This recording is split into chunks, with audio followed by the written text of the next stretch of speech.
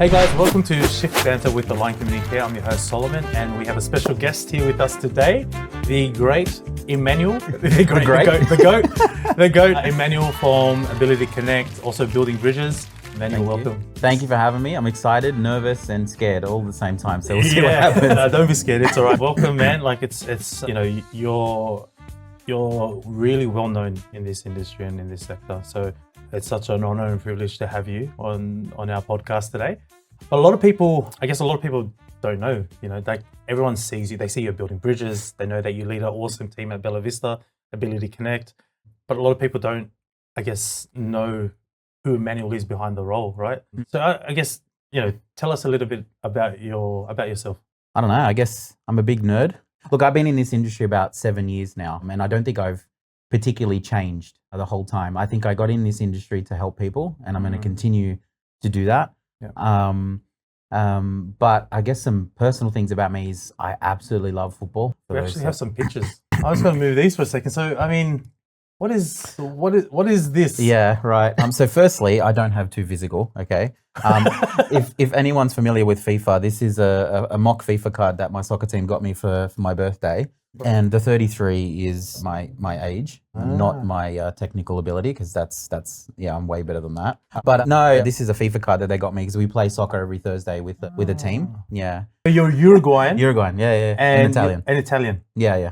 And Manchester United, my team since 98. Yeah. I'm a Man City. We don't like each other. Yeah. So, and what is like, your name's Emanuel. What is this? So, like I said, I've been playing soccer since I was 4, right? Since I could walk. And when I was about 9, 10, we got picked. I got selected through an academy to go play soccer in Uruguay, right? Wow. When you were 9? When I was 9, yeah. So there's a group of us, and with that comes merch, right? Well, not merch, but like you get a kit, right? Yeah. And on the kit we had our initials. Yeah. And mine, Emanuel Gini, EG. So one of the coaches was like, oh, we're all just mucking around, and one of my mates was like, oh, egghead. That's it, done. So my whole soccer career, no one knows me as Emanuel. If you asked around, it's Eggy. Yeah. Everyone knows who that is. Yeah. Emanuel, no one knows who that is. So that's been a long-standing nickname since I was about 9 years old. A lot of people actually email me, hey, Mr. Eggy, how are you? This is what I love. Like it's so beautiful to get to know people. Because often, we work in, our line of work is very fast paced, right? We're constantly addressing, issues, concerns, we're putting out fires. And sometimes we're having uncomfortable conversations, and sometimes we can be the bad people on the other end of the phone call. But when the day is over, we take off our caps, or whatever we are. If we're a BDM or if we're a support coordinator, we take it off and kind of walk out the door. And a lot of people don't know this about you. No. Oh, wow. No, that's look, I've loved soccer. It was actually what I wanted to do with my life up until I had a car accident about, I think it was 9-10 years ago now. So this was going to be me. I was going to be a soccer player, 9-10 years ago, and 40 kilos lighter. But no, I wanted to be a soccer player. That's what I trained for my whole life. That's what I was doing 5-6 hours a day up until the car accident. But and then obviously that happened, and now I'm here. Who would you have represented? I mean, because you're obviously an Australian citizen, but you also have ties to Uruguay, to Italy. It would have been Australia. I was born here. Yeah, I would have been Australia. Look, I do represent the way I play with that South American flair, very technical, tricky. I like to be entertained. Ronaldinho, but not even close. He's the king. Yeah. Wow. Yeah. So a lot of how you play is influenced by... Oh, yeah, I was crazy. I would be... So a lot of them, they used to play me as the sweeper, which is essentially the last man. So imagine... That's a tough position. Well, yeah, I was the last line. So if I lost the ball, they're one-on-one with the goalkeeper, and I would do crazy things like Nutty the striker, and I was a little fearless. But it's just how I wanted to play. I just thought that it's an entertaining game. I wanted to make it look good, and that's always... The Brazilians have a thing called, I'm going to butcher this, and for the people that are Brazilian, I'm sorry, joga bonito, which is beautiful play, or something like that. Again, I don't know the direct translation, but that's just always me. I love to do things like that. This looks absolutely delicious. So that cup is as a gift one of the team members organized for our Christmas party this year, actually. And they called me the Ever Ready Battery, which makes... Ever Ready? Ever Ready Battery. So lots of energy, always going, non-stop sort of thing. But this meat here is, we call it's a South American barbecue that I was kind of preparing for, and it's called an asado. So I learned recently that asado means barbecue, not necessarily the type of meat, but in Australia we call this asado. You cook it on the bone for a couple of hours, and then at the end you turn up the heat and you render the fat, and it's gorgeous. Obviously, there's a lot of salt on there, but that's how you get the flavor. And then this is it's called Russian salad or ensalada rusa, and it's basically the most unhealthy salad on the planet. It's all of what you see there plus like a gallon of mayonnaise. But it's just a thing we've always had. You know, when you have something when you're young and every family gathering, it's just something. It's just a staple. So I wanted to get back into a little of the outside of 9 to 5. Yeah. Emanuel just loves sport, plays soccer. Yeah. And you're a bit of a cook. You love to cook. Barbecue, whatever you want to call that. I'm not a chef. I can't cook. Is that a Uruguayan thing? And you know what's funny? It's not even about the food, to be honest. A lot of people misinterpret. So when I started doing these for my non-South American friends, they would come when the food is finished. It's nothing to do with that. You actually come when I start it, and it's a community thing. So realistically, it's the process. That's the thing that we love. Start cooking it, everyone's around.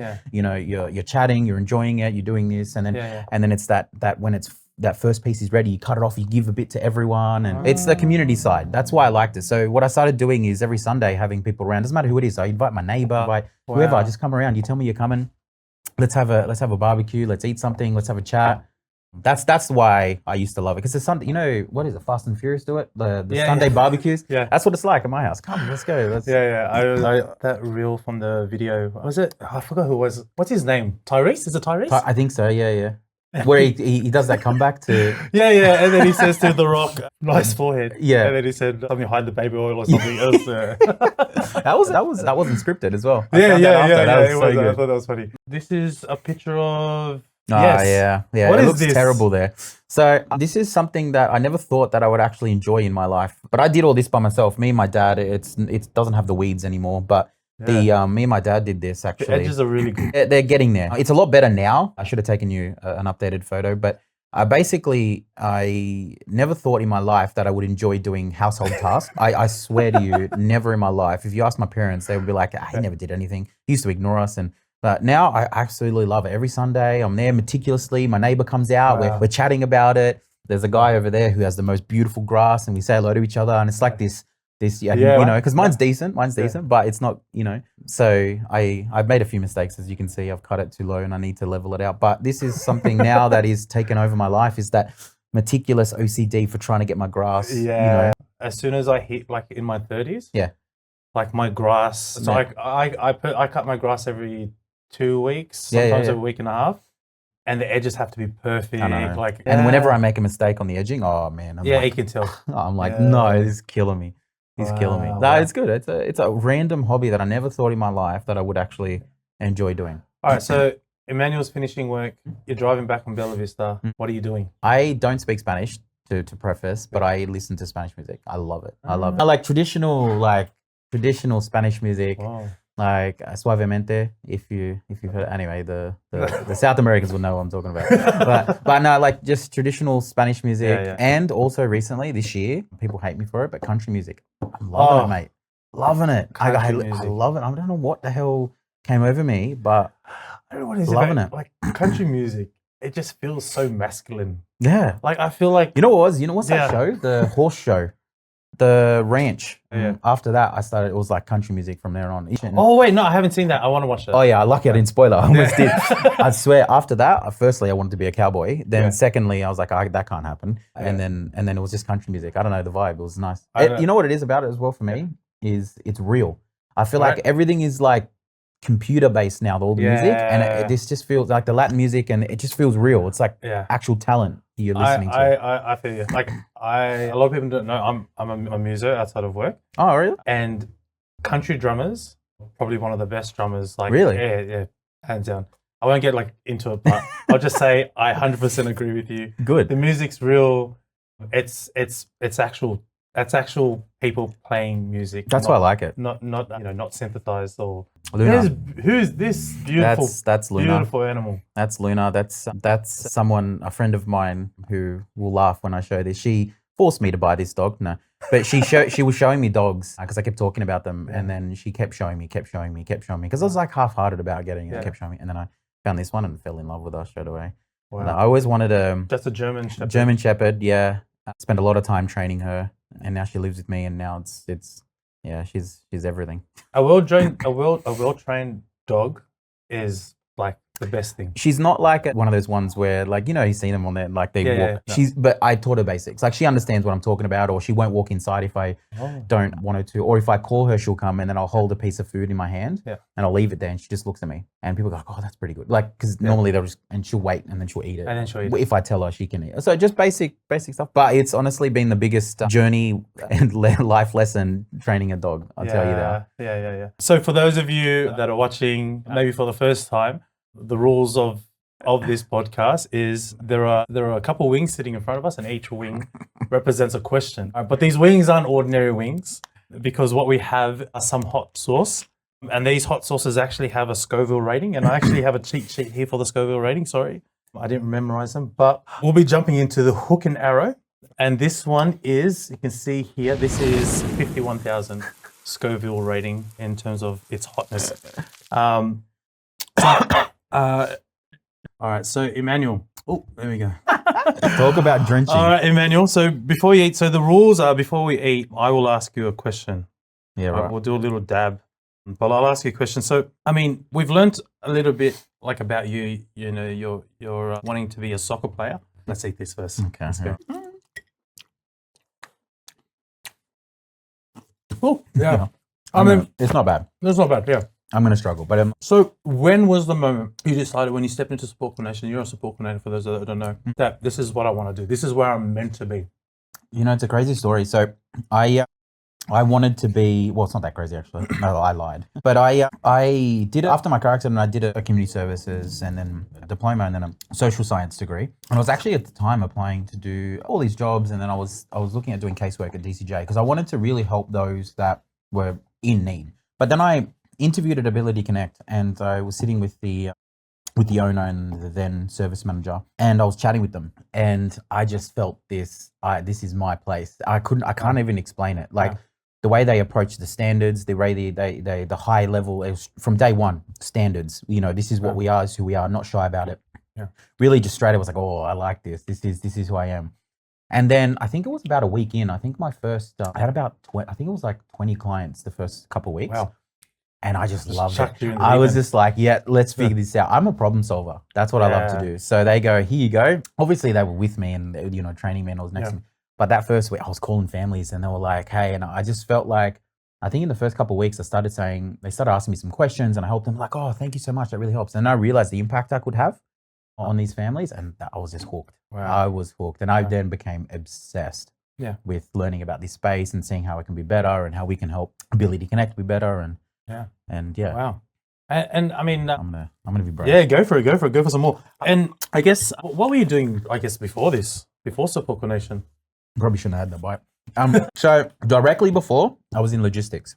Okay. So I was working for an organization where my job was to help facilitate, I guess, orders and organizing warehouses, stock levels. And there was a particular product that I was working on that I had to help in forecasting stock levels, what they would be like for a fresh product, which meant that it's only got like a 12-week, if I remember correctly, 12-week lifespan. But I had to order 4 weeks in advance, and then I had to order 3 months in advance, but it took 4 weeks to get here. So then I had to manage or try to figure out based on weather and potential sales and all this stuff. So then I started playing around with spreadsheets and doing all this stuff. And the logistics was right before. Logistics was probably one of the best things I ever did before doing support coordination. The power of relationships, the power of, if that truck driver doesn't like you, he's not really going to try to fight to get your stock into Coles or Woolworths, or he doesn't care, right? Or, working with the sales team and trying to work out, I don't have enough stock, you've sold it, but I don't have it. And like so all of that was really, really powerful. And stepping into Ability Connect, all this skill, all this thing I learned was good. But I've done heaps of stuff. Like when I was studying, I actually I was working in a bakery. So I was doing from 2 a.m. to like 2 p.m., then going to uni, then, 7 days a week. But on Fridays, I would do roughly, this is rough, but 2 a.m. to 2 p.m. uni, come back at 9 p.m., work to 11, then Saturday morning, 2 a.m. I was just going for it, trying to do all of it at once. Wow. So I've done a bunch of things, but I feel like it builds a little bit of like. Yeah, I mean, I get why you're there. I get the Energizer bunny mug now. Yeah. I've never had a choice. Hey, my family has always been hardworking. They came here. Yeah. They, my dad at some points would work like 3 jobs. Mum, same thing, studying, working, trying to provide for the family. Yeah. So it was never, I don't think it was ever a choice. It was just like, this is who you are. You want to get something, you work for it. You want to be good at something, you put time in, you put effort in. Yeah. So just who I am. Shout out to mum and dad. I know. I mean, wow. And mum and dad, they migrated over. Dad did. Mum was born here. She's second generation. Dad came here when he was 3. It's always a joke. He goes, I'm like, you actually Uruguayan or you're Australian? You mean? He goes, no, I'm Uruguayan. I'm a city boy. I'm like, what do you mean? You were there for 3 years. Australia is your country. Yeah, that was it. All right, so moving on to our next. All right, so we got sweet Scotch bonnet. All right, so on the Scoville rating, this one is sitting. So this is a significant jump. All right, this is about 18,000 jump in Scoville level. So this one is 69,000 Scoville. Nice. All right, so we'll see how we go. Here we go. I actually had this one yesterday with Gigi, and it was actually pretty nice. So, which wing would you like, sir? Let's save the small one for the the crazy one. Let's give you the big one. Then. Yeah. Here we go. They're gonna come out. It's a thick paste. This one. Oh. Nice. Oh. Yeah. Nice. I wish you could see that. Maybe we can show the camera what we've done here. Yeah, we've. I don't know which camera you want to look at. This one. Okay, let's do that one. Yeah. Yeah. Thanks, Solly. That's all. You're welcome. Second wing, second question. All right. So, wait. Let's take a bite first. Yeah. Cheers. Cheers. Bon appetit. It's nice. It's sweet. A little bit sweet. Yeah. It's nicer than your one. Yeah. How you feeling? It's all right. We'll see. I feel this one's gonna kick on. You work with some pretty complex clients. What was the moment? There it is. what was one moment this year that reminded you that this is why I do this? There's this family that I'm supporting at the moment, and we're now getting to the tail end of the ART process. Sitting on your tongue, eh? Yeah. And there's nothing I can do for them. Oh. Right. So there is absolutely nothing I can do for them in terms of getting them the funding they need or getting them. They're sitting in that process of tribunal, and I'm sitting there. And we're realizing how important it is, and a large portion of our role is to never forget the journey that these people are facing, especially when they don't have what they need, or renegotiation of determining what that funding looks like, and how important it is to remember that they're not just an NDIS number, they're a person, they're a family, they're struggling, they're going through things that you couldn't even imagine. You're not there with them as a support coordinator. And I took that to heart this year, and really trying to help my team focus on, besides the funding, besides it, just they're humans, like, little things that we're trying to do now, like remember their birthday, like give them a call, like hey, like, and that's not my credit, that's one of my staff members that do that, and she came up with that. She's been doing. I'm like, we should be doing. That's amazing. Let's give her a shout out. Belle. She's gonna love that. Yeah, awesome, Belle. Great job. But just remembering, I guess there was that moment when I was like, and I was sitting on the phone with this family, and the mum, and she's crying. It sounded like I was too. Yeah. She was crying, and I was like, really, wow, like it really reminded me, like they're humans. Like I know it sounds a crazy thing to say, because like sometimes you get stuck in I just want to solve that problem for them. Yeah. Do you know what I mean? Yeah. But they're people, they're suffering, and sometimes just calling him and saying, "Are you all right?" Yeah. Shows my age when I do this. But saying, "Are you okay?" Like, I do this. Yeah. Oh, you're young. No, I'm joking. Are you okay? Yeah. Like, how are you doing? Yeah. And being honest, like, I know I can't help, but I'm trying. Like that for me there was I can't remember the exact date, but that moment on that phone call for me. I mean, and it is tough. Like, you work with a lot of complex clients, and so like talking from experience, because we work with a lot of complex clients as well. Like the conversations aren't always nice. Like majority of them aren't nice. Like I've met with abuse, and for you to have that resilience, and encourage your team to have that resilience, and also have that foresight to be like, no, like irrespective of the abuse, because like they're reacting because this is stressful for them. Like let's treat them like a human, right? Because sometimes when you're copping every single swear word under the sun, you don't want to be nice, do you? No, I mean, you know what it is, and the funny thing is, I'm trying to. Sometimes you just want to go beep. I'll talk to you later. And don't get me wrong, like I tell my team, every individual has their own limit, as to what they're okay with, kind of dealing with on that call or in person. But for me, it's not about me. Do you know what I mean? Like that moment, it's not about me. They're not. In a lot of times, they're not actually angry at me. They're frustrated by the system or something that's happened or whatever. So I try to separate myself from that, because me as a professional, in this industry, support coordinators, care providers, whatever the case may be. My job isn't to get personal about it. My job is to try to understand where they're from, where they're coming from. You know, maybe we did something, we didn't communicate in a certain way, you know, whatever it may be, and just adjust. You know, that's my job in here, in that relationship dynamic, because it's not about me. They may be angry at me, but they may not be. It may be a lot of cases with psychosocial, and you guys would know this, psychosocial disabilities or you know, case may be, they're not even angry at you. They just don't know how to process in that moment. And a lot of participants we support, that may be the case. And after that conversation, they come to you and they go, "Oh, I'm sorry, I didn't mean to do that," or you know, whatever. Not all the time. Yeah. So we try to focus on the fact that it's not about me. It's about we're just trying to help. Let us help you. And that's been I guess a helpful tool. And then at the end of the day, the other harsh reality is you're not going to be able to help everyone. When you talk about resilience, like you've got to be comfortable that you've done your best, and your best can be whatever it is at that moment. Yeah. But and I must say, like, you know, I've worked with your team before, and I can say, you know, that they do this. Like this is not just something that you're just saying. Like they really do this. They're really about that. It's we have to make a conscious effort, or a conscious decision, right? To be like, okay, like I'm not going to take it personal today because it's not about me. Like I'm proud about the quality of work that I do.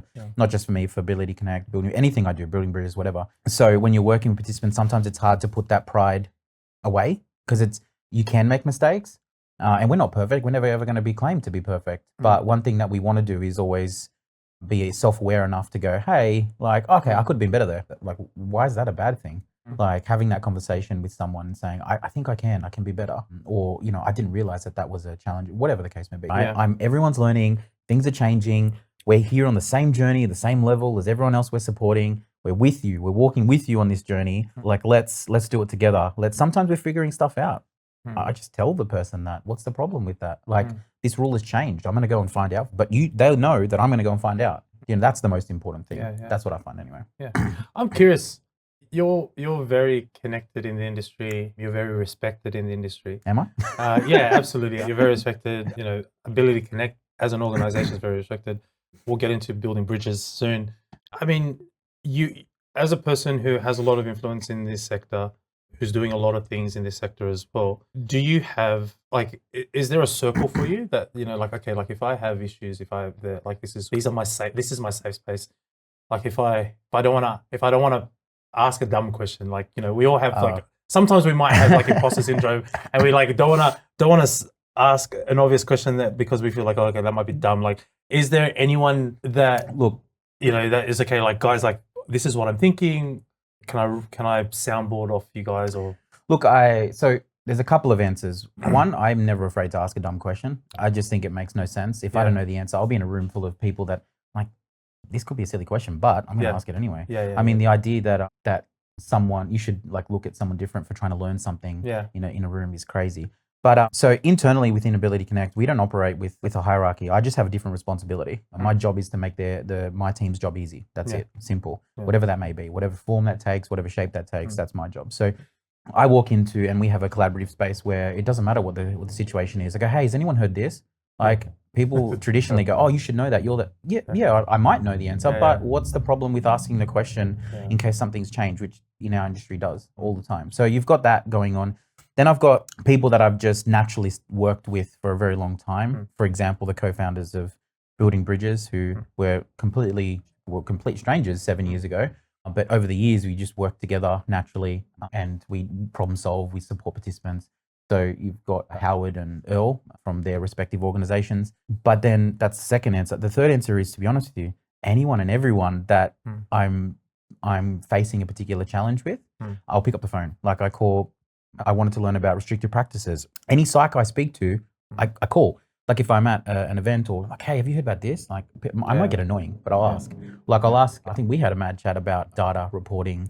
Like, hey, how does that look like? How does that work? What do you need from us? Like, you know, it doesn't matter who it is. Obviously, naturally, you've got my team, you've got some people, but I'm a word vomit guy. I don't know if you noticed. I just ask. I'm not afraid. I'm not scared about sharing. I'm not scared about, I want to learn. So I'll share what I know, you share what you know. Together we, like, the whole industry should be doing that, really. And I love that about you. You're definitely one of you're definitely one of the real ones in this sector. Thank you. You're authentic. We'll see after this. You're a knowledge sharer, which is great. But let's move on. All right, so we're jumping up. So we got here. This is the apricot. I think it but goes there. the cot is spelled hot. All right, so this one we're jumping up significantly. So the other one was 69,000 Scoville. We're jumping up to 104 Scoville. You know what? You are handling this pretty well. You reckon? So I think you're gonna just breeze through Don't this. say that right now. Let's go with this one. This 'cause one. then All right, okay. Oh, he did it again. Oh, sorry. Look, I'm not doing it on purpose. Maybe I am. I need a reaction from you. The viewers want to see you burn. No. The viewers want to see you burn. Poker face. No, they will. Don't you worry. Cameraman just giggled. He wants to see you burn. No, too. I was whinging about it before this, super nervous because I've never done this before. So we'll see how we go. All right. So my next question. All right. Cheers. Here we It go. smells like it's gonna kill me. Yeah. It feels like it's gonna kill me. Can taste the apricot in that one. Oh. It was not bad. Yeah. All right, I'm scared to do this, but Okay. It's easy. So building bridges. So tell me, what is the heart? What is the vision behind this? How did it come about? How did it come about? What's the goal? What are you trying to bring to the sector? What are you doing? information sharing. Really, I mean, Information. You said information sharing. Yeah. Wow. As a support coordinator, It's creeping up. yeah. As a support coordinator, there is a lot of situations where I ask the question to 3, 4, 5, 6 different people, get different answers. Yeah. The one thing that I know, well, don't know, I guess I assume, is that when you're working through complex situations, Yeah. don't ask me Shit. how I'm dealing with this, is you want to talk about it. So I've been to a bunch of events, I do things. I was hungry for information. Yeah. I was also hungry for a way to talk to people who were a crap ton smarter than me. Yeah. People we've had on, things we've spoken about, unique and crazy ideas. Yeah. Go on. I wanted an opportunity to learn from them. But I also wanted that same opportunity for everyone in the industry because I feel like we're stronger together. And it's not just a saying. It's like, I'm not saying like together we're going to band and go like, oh, you're BNDIC, you're terrible. No. I mean, a realistic point of view about what our responsibility is in maintaining the NDIS, what's the NDIS's responsibility, what things we can be doing better, what things maybe the NDIS could be doing better, and just allowing or hopefully generating a network of people that are going to share ideas and we're going to talk and, maybe we come up with a way of highlighting things we don't know. I'll give you an example. There was one we did, and it was, I think, when I realized how amazing this community is. I got a panel of plan managers to talk. Yeah. It doesn't go away, does it? Yeah. We've got a panel of plan managers to talk. It's lingering And we on your kept tongue. asking them questions, and it was right around the time of funding periods. We found out some of the largest plan managers in the industry, from what they were telling us, they found out 4 days before funding periods were rolled out. So they had to change all their systems, and everyone's like, oh, you should know. There's no way you as a player manager of that size didn't know that it was coming. Yeah. So the industry didn't know that they're in the same boat as us. And for a lot of people, it's quite a powerful moment when you think about we're trying to solve problems and we don't know the answer to whether or not this can be funded, that can be funded, whatever. Yeah. They may not necessarily have a direct line to get, do you know what I'm saying? Yeah. To get that answer. So, and I've been to different events where, information has been shared. That information wasn't particularly correct, which is fine because we're all learning. But I wanted to make sure there was an environment that we could all learn. And to be honest, a little selfishly, I wanted to learn from those people. I wanted to be able to go, like what would make someone want to come and share their knowledge? I mean, obviously it's easier for them to share to a group. It's more enticing for them. So let's do it. Let's talk. We've got some big plans. Hopefully we can pull them off for next year, but I want to keep them going. Yeah, this is fun. It's hot. It's lingering. Yeah, it doesn't go away. It's on my lip. I went for a second bite. That's crazy. What did I do that for? You said something. Shit. Like it gets. I'm trying to be like hotter, and I feel like the more I drink water, the hotter it gets. Yeah. I'm trying to be nonchalant about it, but we'll see how this goes. You said something that and the heat's getting me. But you said something. Forgive me if you heard my burp on camera. I'm sorry, it's the heat. But you said something about really, I guess that really stood out to me about something about banding together, learning together. Yeah. Why is that important to you? I mean, look, I'm going to preface this with saying a little statement I like to say is if you were a business that went from 0 to 750,000 clients in 9 years, how good would your systems be? How good would your staffing be? How much detail would your staff know about the, not to mention legislation and so on. So the biggest challenge we face as a community is, and I guess it's ever going to be ever changing, is still a young space. Yeah. There's a lot of unknowns and we need to understand what the NDIS or the government wants from us, but vice versa.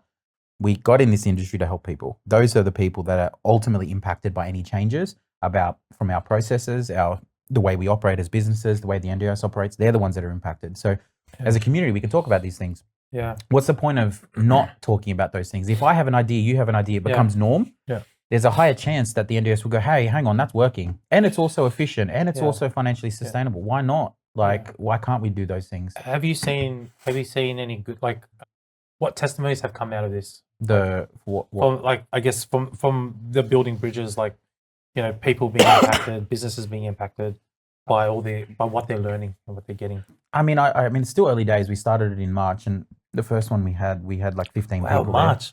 There. Yeah. Honestly, it feels like it's been I always want to come and I always have something on, and I made it out to one of them, and I thought, wow, this is massive. Yeah. There were probably over Energizer 100 Bunny people, almost coming 100 people there. Yeah. That's the Energizer Bunny coming out of me. When I get into something, I get obsessed and I just go for it. But no, we started in March. It was like 15, 20 people, the first one. And then it ended up, now we average about 80 to 100 people. We've had over 100 depending on the topic. Yeah. So, I mean, it's early days, right? Yeah. But some things that I've noticed is things are around misconceptions. So, for example, we've spoken about issues that maybe young providers didn't know about, and they go, oh, I didn't know that, or I didn't. So there's a lot of that happening and kind of molding. And then there's also fresh ideas from people coming outside the sector coming in and saying, hey, why don't you guys do this? Or why don't you think about doing that? So I see a lot of that happening, and I'm hopeful that it's beneficial for people. I mean, it seems like people are really eager to come in, get involved. The other thing that I try to do is not own it. It's not mine. You'll probably go to an event, you won't see Ability Connect's branding there. Yeah. It's not about me. That is true. It's not about me. Yeah. It's about the community, and we just have a particular passion for doing it. But yeah, so we let it be community led. Wow. And we try to look. Again, I've been doing this for 7 years. The people that are co-founded have been in the industry for 20 plus years. One of them is a president of a particular charitable body, for example. So they know, so we try to pick topics that, people would get some benefit out of. So far we've seen some, I didn't know that I could do that. Or I didn't know that plan managers only got a 4-day notice. We're in the same boat. Do you know what I mean? We don't need to hate each other. We're in the same boat. Yeah. And then, talking through the relationships that come out of it. That's what's been. Yeah. And the importance of tech, it comes up every 5 minutes. Yeah. Every discussion, operational efficiency, technology, how's your systems? Yeah. This is going wrong. Yeah, but how do we optimize? And that's been the consistent theme. What I'm understanding about you more is that you have a real genuine love for this sector. And it's not just, and it's for this sector holistically, it's the providers in this sector and the participants that are a part of the scheme, right? Because, I mean, just hearing you talk about building bridges, the reason why you're doing it, you mentioned that it's not about me. Our branding is not there. This is about the community. It's not something that I want to own. And it's very selfless, and it's very honorable. And I think I just want to. I feel like we just need to applaud you. Viewers at home, if you're watching give this, me a big head. Let's give him a round of applause. Honestly, look, and to the other guys, I've never had the honor of meeting the other guys, but to them as well, if you're watching, thank you. Probably want to pause for a moment and just say thank you for what you're bringing to the sector. You're bringing a lot of value. You're value adding.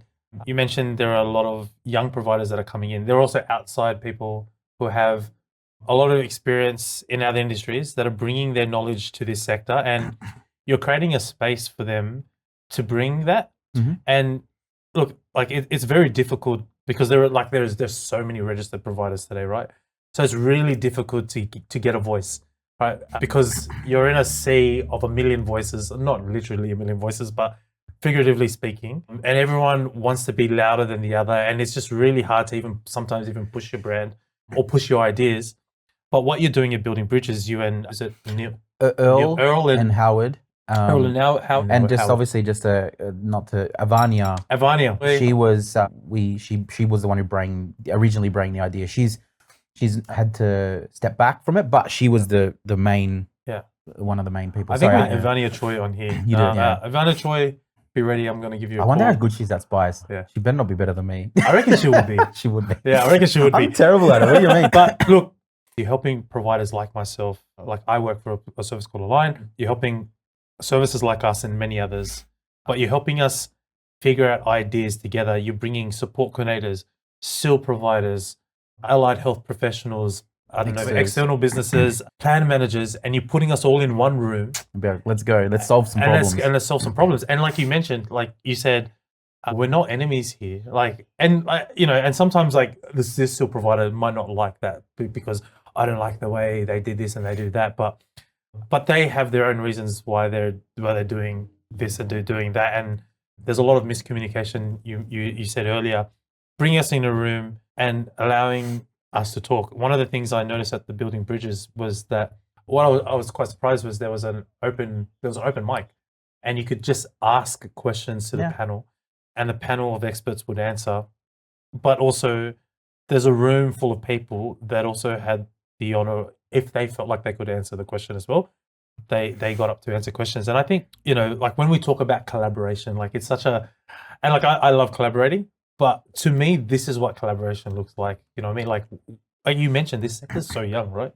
This scheme is so young, and we want the scheme to be sustainable. We want it to last. There's a lot of changes happening. And I believe you are one of the champions of this sector that is paving a way and creating platforms for this scheme to be sustainable. I hope so. I mean, it feels weird to say. Never thought. If anyone asked me, if you ask my teachers or people like, they'd be like, no way he does that. No way. He can't concentrate for that. It's just, but I appreciate that. It is something that we're trying. I mean, I don't know. I studied social science, so I've always had a thing about complex systems, and I just think it makes sense. Like we should all be helping each other. Ultimately, and it makes sense for every organization. It makes sense for the long-term sustainability of the scheme. I mean, if you really wanted to be that competitive, I mean, and you're in it just purely for money, this community services is never going to be for you. Like you might as well go sell a product, or like then you can do that. But innovation, discussion, I mean, just happens by ideas. Hey, let's do this, let's do that. Yeah, no worries. And I've haven't had anyone. This is what collaboration looks like. You know what's funny though? Like, I don't know, maybe I'm just lucky, but I haven't had anyone, like we've discussed an idea, we do it together. It's not like I'm just going to go and do it myself. Like it's never really happened, you know, and everyone shares ideas. Oh, you're doing that? Yeah, cool. I'd love to jump involved and, you know, whatever. I know Howard now has started a group where he wants to share information about allied health. So it's purely for allied health. So under Building Bridges, but he gets a group of allied health people together and says, okay, what are the problems we're facing? Let's talk about it. Like, let's get people in to talk about what, as allied health providers, what issues we're facing. Let's solve it together. Why not? You know, and can I just say one more thing? Like, I'm blowing you up here. Well, you're gonna give me a big head. I'll open this for my questions, but I heard this guy talk about leadership, and he said there are 3 types of leaders, and he was using the analogy of sheepdogs when they sometimes the dog leads from the front because it needs to show the sheep the way. Sometimes he'll lead from the back because he needs to, you know, guide the ones that are struggling and give them a little bit of a nip here and there, you know, point them in the right direction. And sometimes he leads from the middle. And I guess the idea is that's what leadership looks like practically. And I think, and I'm sorry, I'm blowing you up a lot here, blowing your trumpet. But, you know, when I think of Emanuel, and if you don't know this, I'm telling you this today. When I think of you, you're a leader in the sector. And if you didn't know that, you should know that. You and the other guys of Building Bridges, because what you're doing is you're like the sheepdog, right? You're leading from the front when you need to. You're leading from the back when you need to. And then you're in the middle as well. And all of us providers, you know, we're like the sheep, right? We're not like the sheep, but we're like the sheep. But to be fair, that's how you're leading this space is what I'm trying to say. I appreciate it. I mean, look, there is a lot of amazing people in this industry that are doing the same thing. Don't get me wrong. I'm just trying to make a difference as best as I know how. Shout out to all of you that are doing that. 100%. There's so many of them, and a lot of them I'm hoping to get on to share their insights as well, so that they can do the same thing. There's a lot of them. I guess I'm just, I don't know, ADHD energy. Just let's do it. Why not? All right, cool. Let's do it. Bang. It's funny energy, mate. It's Done funny. it. Let's do it. Like, you know, like I'm looking over there. All right, let's go. Let's move on. I've blown your head up too much. All right, so we are going to the next one. All right, it's cool, Emmanuel. This one's called the bomb.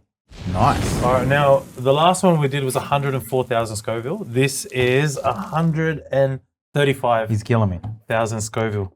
All right, I'll put it on mine first because it looks like it's a little bit Oh, here we go. Here we go. What'd you say it was? 135 Scoville. Oh, I put too much. All right, here we go. All right, there you go. Is that good? Yep. All right. He put more after I said yes. Oh, All okay. right. All right. Okay, cool. So, all right, here we go. I got to mentally prepare for Cheers. this. All right. Oh, this one's going to be fun. All right, you're a support coordinator. Am I? Yeah. Not right now. You're good. I guess we'll be right. Ooh. I was about to take another bite, then it kicked in. I'm like, no, thank you. You're a support coordinator. As a support coordinator, I'm sorry, man, I'll crack in the milk. Oh. You were worried? You're laughing. There's two more, bro. Far out. Oh, shit. Oh, shit. Oh. All right. How long does this last for? Oh. It's getting worse. It's getting worse. Yeah. Yeah. As a support coordinator, you're the most famous person in the room. As a support. I'm crying now, too. It is hot, guys. It is really hot. All right. Do you want some? Oh. Bro, and this, oh, no. I have to sit up. Give me 1 moment. I'm just going to stand 1 second. Milk does help, bro. I'm scared about my eyes. I promise. This is really hot. All right, Emanuel, as a support coordinator, immediately when you walk in the room, you are the superstar. Every single provider, whether OT, BSP, SEAL provider, everybody wants to take you out for coffee. Everyone wants to know you. Imagine that you must have 1 million people reaching out to you on LinkedIn saying, hey, Emanuel, remember me? I just want to have a chat to you about my service, this and that. It's good milk. Yeah, right. It's really good milk. All right. Oh my God. What are you looking for? What are the red flags? What are green flags? What are red flags? What are you looking for when you meet a provider or when you're referring to a provider? Because there will be a bunch of guys that are listening that are working for SEAL, BSPs, OTs, speechies, public trustees, not trustees, plan managers that are wanting your business as a support coordinator because you are the person, you're the gatekeeper for the participant, right? Would you say that's accurate? You're a bit of a gatekeeper for the participant. I call us mortgage brokers. Mortgage broker. So, all right, it's cooling down a little bit. Is it? For me. Can we get a clip? He's actually, look at this. Tears. This is full on.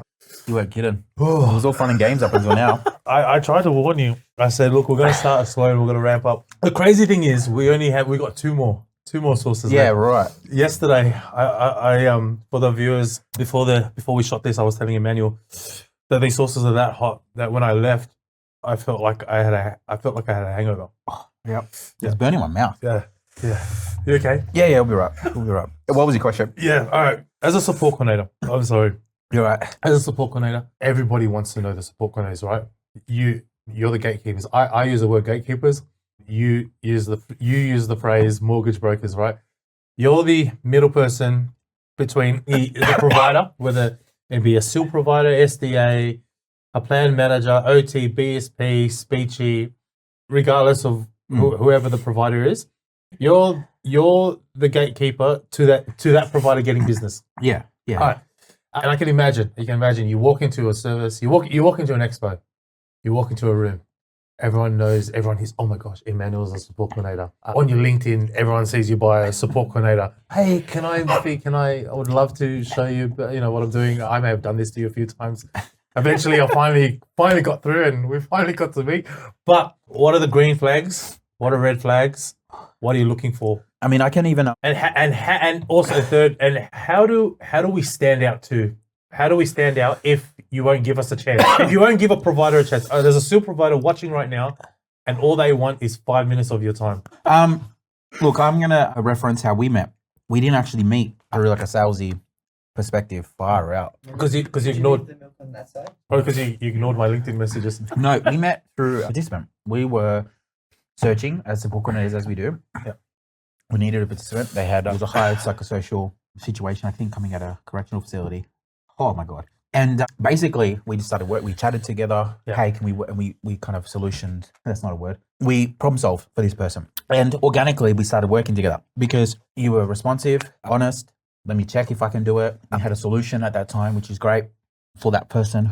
And we worked through it. And then over the years, we've just naturally continued that relationship. I mean, it is the core of what a support coordinator is looking for. Yeah. So you said honest. Yeah, sorry, I can't talk really well today, and it's going to get even worse. I'm telling you now. And anyone who knows me, I'm going to show them I'm going to show them this video. They're going to laugh at me. So to put it bluntly, I mean, there's no magical formula, right? We got to know each other. I understood what your organization was about, what you were about. Yeah. I had someone I could call if there was an issue. I've always been honest with each other through good things, bad things. Hey, you know, there's been things that we needed to be doing better. You've been able to be honest. That's the idea, right? And as a support coordinator walking in the room, like you telling me that you're a specialist here, doing this, doing that, it's all great information. But at the end of the day, it's ultimately when it comes time to the crunch, how did you operate? You know, what does your houses look like? Like if it's still, like are your houses clean? Like all those things. And the relationship has always been number one. Now, this does not go away. What is the relationship like? Like, you know, we've had people come to us and go, you know, 30-second pitch, dot points, you know, blah, blah. Then I've had people come and focus on who they are as people, what the organization, why they started, what they're about. You know, yeah, of course we share about details about what they can do, what they can't do, but it's primarily focused about learning about each other. And it's both ways. They're interested in understanding who we are, type of clients we work with. They're where I'm always interested in understanding, and I give as many people the time of day as I possibly can, right? Because for my team, they don't get the time to do it, so I'll do it. And I have coffees with them, learn about them, learn what their organization's about. It may not happen first day, second day, third day, maybe 3, 4, 5, 6 months later down the track, or it might be one client that we work on. You've done amazing. Yeah. Organically, my team has gone, no. Solly was responsive. He got to us, like he's done all this, and like if I need an issue, I just called him, right? We don't need I don't think support coordinators need people to be perfect. They need communication. Okay. Like I said at the beginning, before. Sometimes providers will get scared, right? Because as much as we want, I'm glad you're talking. As much as they, you know, they like, yes, they want the business, they want business, they want the referrals, but once they come through, they kind of, you know, they get scared to do something, you know, like they get scared of the support coordinator.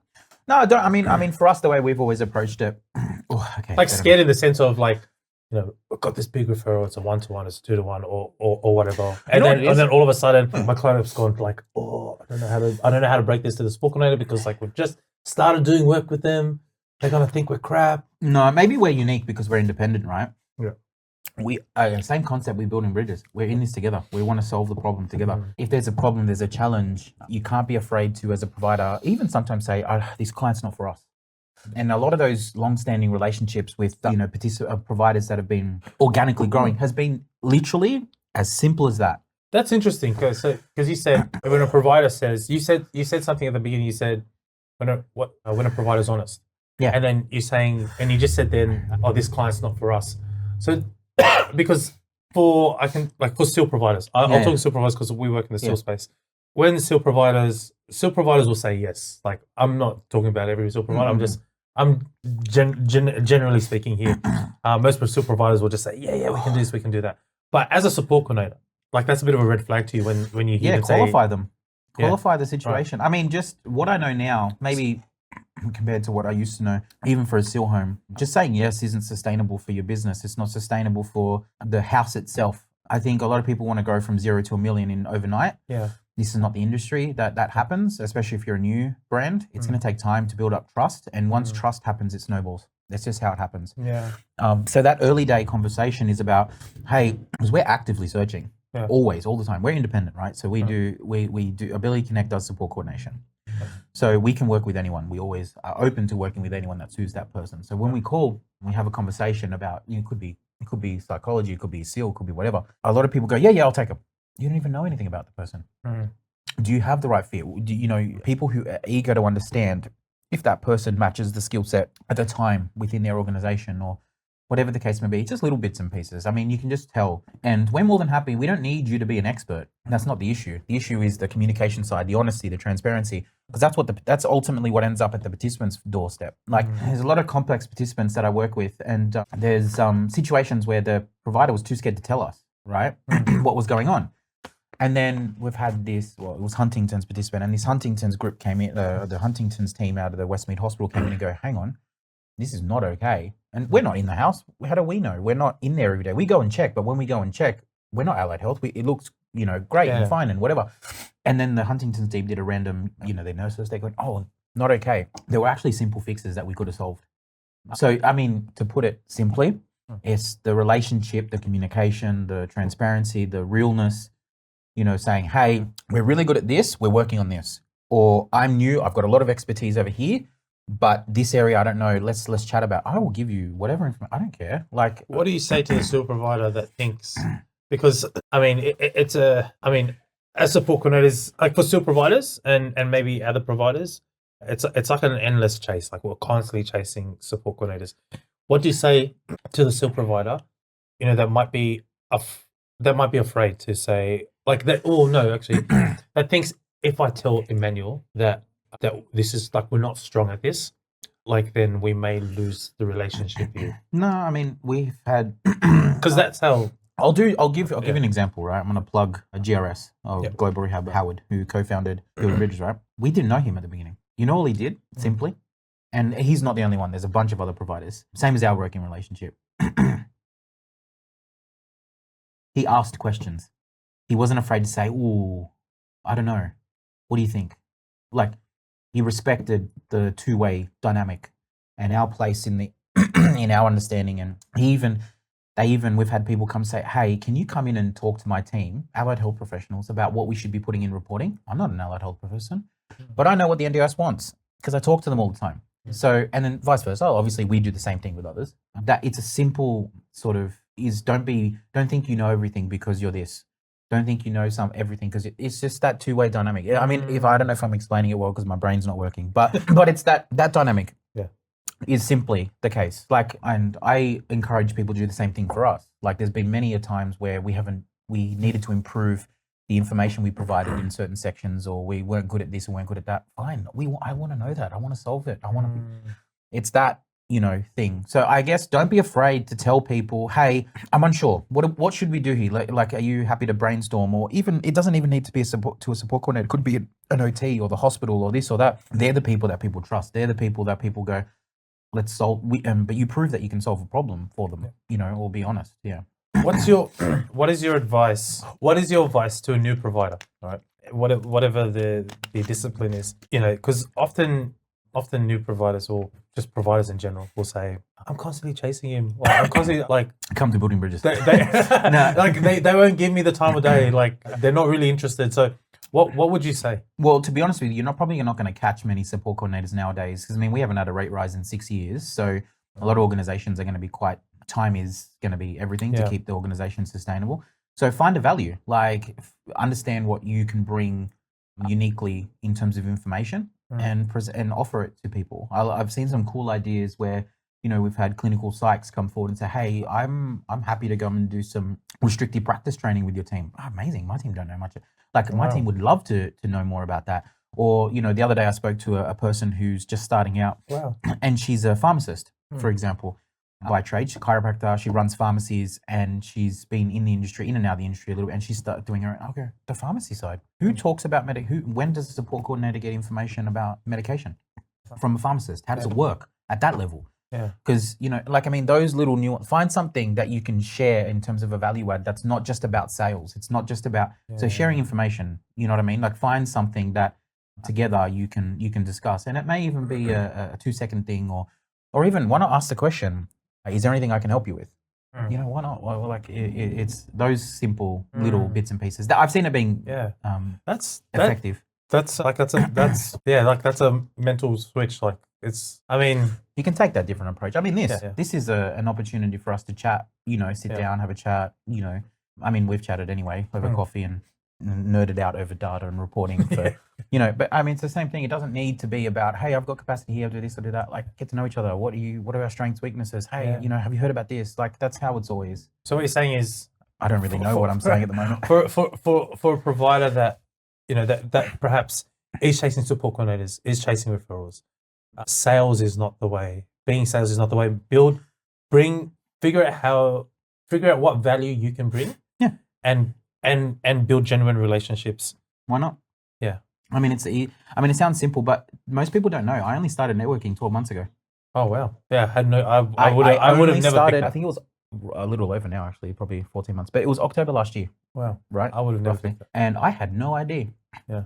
I'm being genuinely honest. Maybe it's the spices, but I had no idea how I wanted to be. I had no idea how I needed to be or what would work or whatever. But one thing I did want to do is be real. So all I did was go to events, check them out, chat to people, learn about different people, have coffee, genuinely want to understand what they do, how they do it, and you build up relationships over time. Like it's not something that you're going to do from 0 to 100. It's not like you can go into a hospital and say, I'm an amazing nurse, you're going to give me 1,000 files. No, it's about building a level of trust. Like, for example, when you develop a relationship with a loved one, or wife, partner, whatever, it's built over time. Like, you know what I mean? Time makes it, you know, you work with it. It's no different in this industry. There's no substitute to spending time with different people, different providers. How you get to support coordinators is, I guess, find that uniqueness that you can bring to their organization and chat with them and give them something that maybe they don't have. In terms of information, or you don't need to sit there and chat with them for 600 hours. Remember, their time is everything. So that's solid, man. Whoa. All right, ready? Moving on. I'm trying to talk more. Moving on. All right, so we got 2 more sources. So the last one we did was 135,000 Scoville. The bomb. It was a bit, and that was a. Can bomb. anyone see the color grading for my face? Or Well, now I'm a bit scared about this one. do we have to drench? All right. No, we'll see how it goes. I'm a bit scared about this one because the next one, because we're going up, and this one's called the sucker punch. And I heard that Mr. Cameraman wants to do it as well. Yeah, I think so. He does. No, he's saying no. And what I'm scared about this one because that was 135,000 Scoville. Yep. We got this. Mind over matter. This one is 600. This is over 600,000. Fine. 600,000 Scoville. Fine. I'm gonna die. I'm probably gonna have to sit around here for. This has had this particular source has won 52 national awards. For what? Killing people? Yeah, for punching them out. So I'm just gonna open this for my next question. All right, so here we go. I'll go first. Bro, it looks like it's gonna kill you. Yeah, is it the redder, the hot, the redder of the redder? Nah, this one's not as red, and that one's a. Oh God. You killed yourself. You're gonna kill me too, Jesus Which Christ. source do you want? This one? I don't know. Yeah. All right. Okay. Genuinely nervous. I'm nervous. I'm really nervous about this one. Genuinely nervous. I'm so nervous. I don't even know what. That last one hurt my stomach. So we'll see how this goes. Sorry. All right, Emmanuel. Oh no, the last one broke. All right, Emmanuel. We really don't want to do this, but we kind of have to, eh? All right, let me pull up this question. All right. It's better be an easy one. All right. Cheers. Okay. Let's just do it. Let's just do it. All right. Wait, let me ask you the question. That's fine. Ready? Right. 1, 2, 3. Oh my God. This gonna. Ooh. What are you doing to me, That bro? went up my nose. Whoa. Nah. How you doing? All right. I don't know. I don't think I'm human right now. My question is, all right, what legacy do you want to leave behind? He gives me the hard one. Legacy? That was okay. Yeah. Well, just wait a second. Legacy. Let's do this before I die. I want to make it better. I just want to make the industry better, even if it's like this much. Yeah. I just want to make it better. I don't need people to know that I did it. I just want to make it better. Wow. That's the answer. You can't have follow-ons. Now, cameraman asks how. So I guess my contribution is going to be information sharing. Oh, Here it comes. information sharing. Information sharing. Yeah, I think we can together as a group, or even if it's just creating an environment where people can. Yeah. It's a creeper, isn't it? It's like the punch that keeps rolling. Bro, they're like, going from 500 to It's hitting the roof of my. what? What's that? I don't know what the technical term is. That is called. Yeah. Anyway, I want to make it better. I want to make this, even if it's this much, better. Create an environment where people are actually gonna want to solve problems.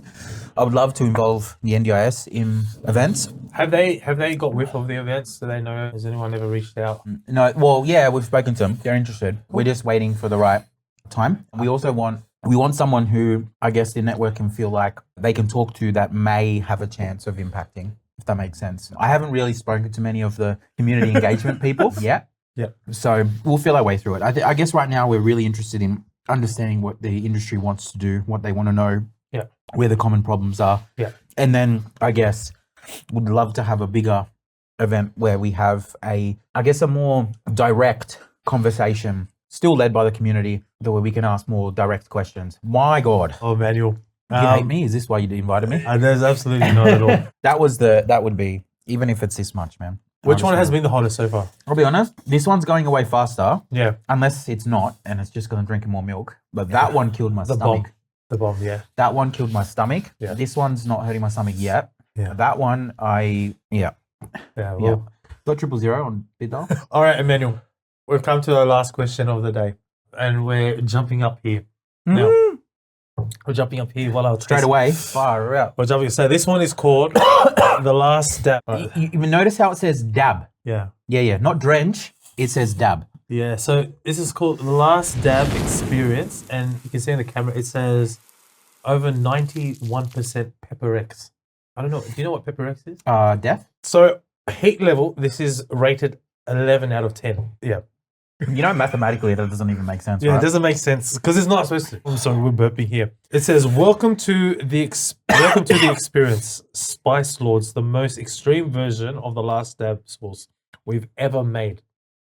All right, so this is quite hot. Now, on a Scoville level, to our audience that are watching, that are just itching for Emmanuel to eat this. You reckon they are? Yeah, 100% they are. That's why they're still. That's why they're probably still right, cameraman. That's why they've made it all the way. You guys are evil. All you want is me to be in pain. That's why they've made it all the way to this last question. All right, now, Emmanuel, we're gonna dab, but this last question might be a little bit. This one's for Gigi. I feel like this one's for Gigi. Yeah, you know, so the other episode we did with Gigi, I think, because you saw me, right, the cameraman, you saw me crack this one open. So that means we didn't actually do the last dab. We must have done something else. I don't know what we did. Yeah. Oh, we missed out on this one. She has to come back and do this one. Yeah. She has to go through the whole thing again, but then she has to do that one because that's cheating now. Because now my mouth's still burning. We're about to like do even worse. All right. And this question's probably going to be the worst one, right? All right. Yeah. All right. So. Don't drench. We won't drench. Well. Right. This guy's making me nervous. Don't drench. Wait, it's not coming out, is it? Yeah, it is. There's so much on there. That's good. But he keeps going. All right, but you got to eat whether. I'll just put a little bit because I think the audience wanna. Oh, okay. I didn't mean. See what he did. I didn't mean to do that. I'm so sorry. I don't mean for the camera. All right. Oh, okay. There we go. Are you crazy? All right. We'll let a little bit drip off. There we go. All right. So. Nah, bro. All right. I'm actually scared. Should we say a prayer before we eat this? Help our taste to the hot buds. ones. To the hot ones. Oh, great. Oh, great hot ones. NDIS gods, please keep us safe. Please help our taste buds. Taste buds. I'm not gonna have any after this. Forgive our stupidity. Look, this is purely self-inflicted. Forgive us. I appreciate you having us on. Me on. This is gonna be a bonding experience. Yes. And we will be fine. All right. Okay. Let me pull up this question while we cheers. Bon appetit. Here we go. Oh my god. Come on, man. I'm really scared. I learned the bon appetit from Manu. No. This one burned. Like it's not even like it's like acid, and it's gross. It's gross. It's coming on. All right. No. All right. Last question. All right. If you could change one thing in the NDIS tomorrow to make your job easier, your outcomes better for providers, what does Emmanuel's version of the NDIS look like?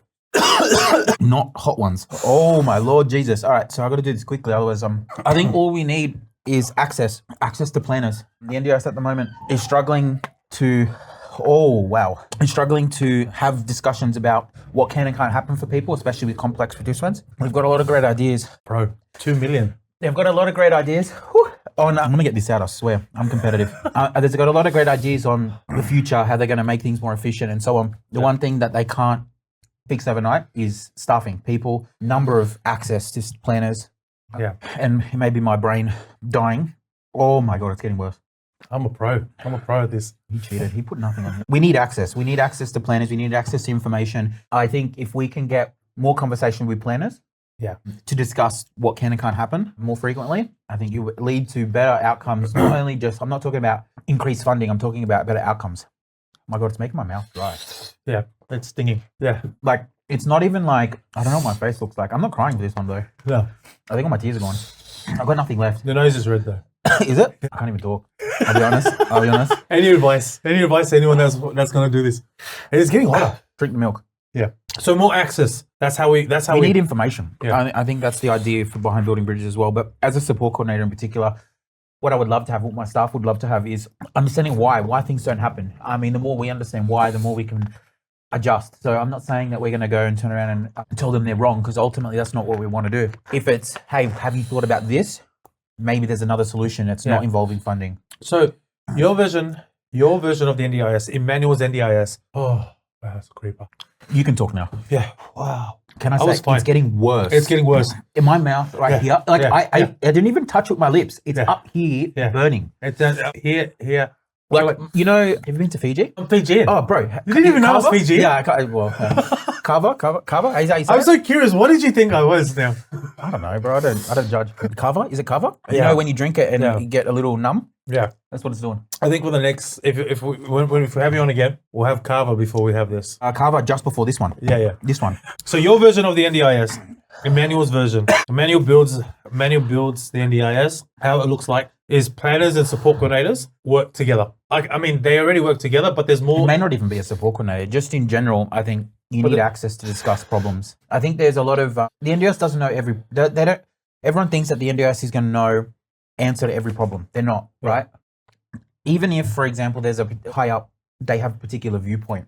Do you think that the planner that's the one having the conversation is going to have the same view, or they're going to understand the same level? No. So we need to be having more frequent conversations, honest conversations. I am 100%, just to be clear, not saying that we should fund more things just because. Yeah.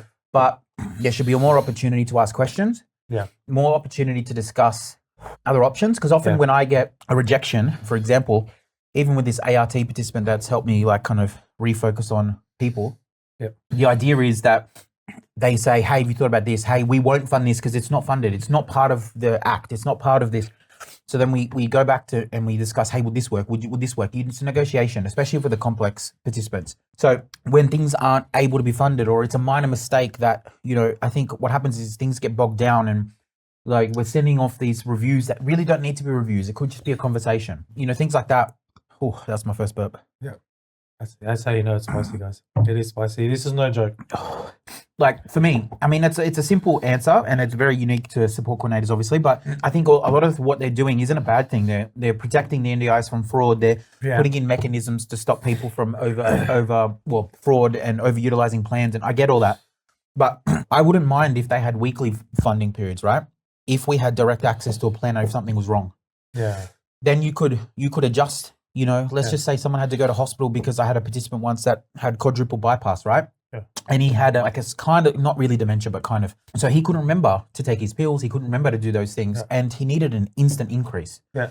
We're lucky we had access to the hospital, but realistically, do you know what I mean?